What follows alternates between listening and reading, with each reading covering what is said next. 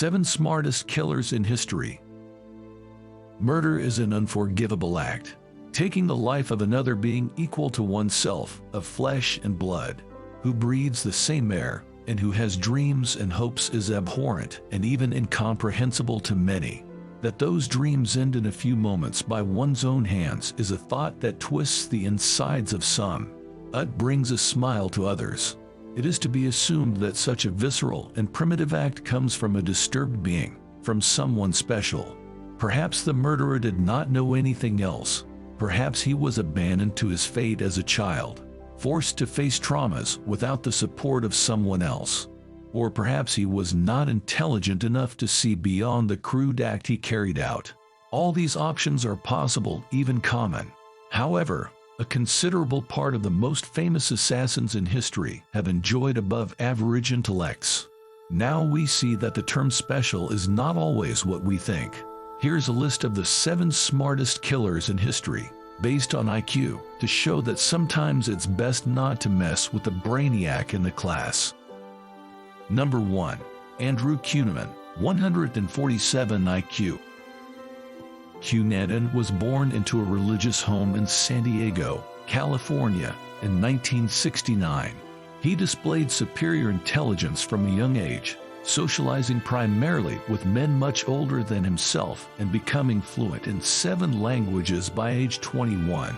His youth was drowning in drugs, material wealth, prostitution, an obsession with violent pornography, and eccentric sex with his homosexual partners, one of whom was his first victim after he will abandon. Despite drawing the attention of the FBI with 3 more murders, Cunan did not flee from justice, but returned to Miami's gay community. A few months later, he would kill his final victim, renowned fashion designer Johnny Versus, prompting a more aggressive search by federal police. Finding himself surrounded by the law, Cunan committed suicide before being captured. Number 2. Rodney Alcala, 160 IQ. Born as Rodrigo Jacques Alcala Bucor in 1943 in Texas, United States, Alcala worked in photography from a young age, even under the tutelage of filmmaker Roman Polanski. He was the smartest in his class and earned a Bachelor of Arts from the University of California, Los Angeles. He was also accepted to the New York University School of the Arts. The murderer and rapist approached hundreds of men and women to be included in his photographic portfolio, perhaps as a list of potential prey, although his victims were women between the ages of 8 and 31 whom he deceived with the exceptional charm and glibness. Virtues that later led the psychopath to be a guest on the American TV show The Dating Game. After 8 recorded murders, out of a possible 130, Alcala was brought to trial 3 times and sentenced to death also 3 times. Number 3. Ted Bundy, 136 IQ. Theodore Bundy was born in Burlington, Vermont, in 1946.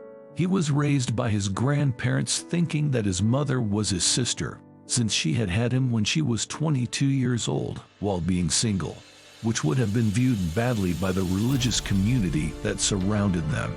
She always did well in school and at age 26 earned a bachelor's degree in psychology from the University of Washington.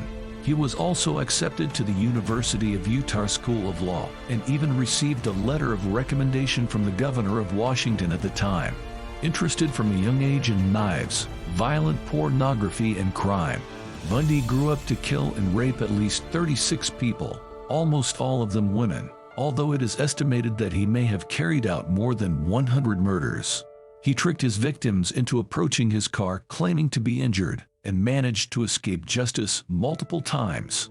He was sentenced to death by electric chair and executed in 1989. Number 4 and 5. Nathan Leopold and Richard Loeb, 210 and 169 IQ. Nathan Leopold was born in 1904 in Chicago, Illinois. He bragged about his family's economic position and his superior intelligence, which alienated him from his peers and made him an object of bullying. He even was sexually abused by a governess at the age of 12. After his family moved to an upscale neighborhood in Chicago, He transferred to Harvard School, where his education advanced rapidly. He entered the University of Chicago at age 15. It is here that he would meet his co-delinquent, Richard Loeb. Loeb was born in 1905, also in Chicago. He was another extremely smart kid. He skipped several grades in high school and entered the University of Chicago at 14 years of age. He was also from a wealthy family, but differed from Leopold in his social skills, as he was considered a nice and popular boy. Since childhood he was interested in theft, vandalism, and pyromania. In addition, he fantasized about a perfect life as a criminal, complete with plans for a perfect crime. These plans would be shared and inoculated in Leopold in exchange for sexual favors. Years later, when they met again to pursue postgraduate studies in their respective careers, they carried out their dream crime with 14-year-old Bobby Franks, whom they kidnapped, beat to death with a chisel, and burned his face and genitals to hide his identity. They were discovered and captured by a ransom note sent to the boy's father after leaving the body in a ditch. Franks contacted the police, who found Leopold's glasses near the crime scene and traced them to the killers. Both evaded the death penalty and were sentenced to life in prison, plus 99 years. Loeb was killed in prison by his cellmate after allegedly propositioning him sexually. Leopold was paroled after 33 years, escaped to Puerto Rico, and died of a heart attack caused by his diabetes. Number 6. John Crown, 130 IQ. Corona was born in Mexico in 1934. He fled to the United States and quickly built a reputation as a reliable contractor for immigrant workers in Yuba City, California. While Corona employees were working on a home, a neighboring farmer noticed a hole in the residence yard. Later, the hole had been filled. He called the police and the body of a homeless man was discovered with his head and neck severed, and with homosexual pornography magazines next to him. Days later, 24 more graves would be discovered on a remote farm. All male prisoners had a puncture wound in the middle of the chest and cuts in the shape of a cross on the back of the skull.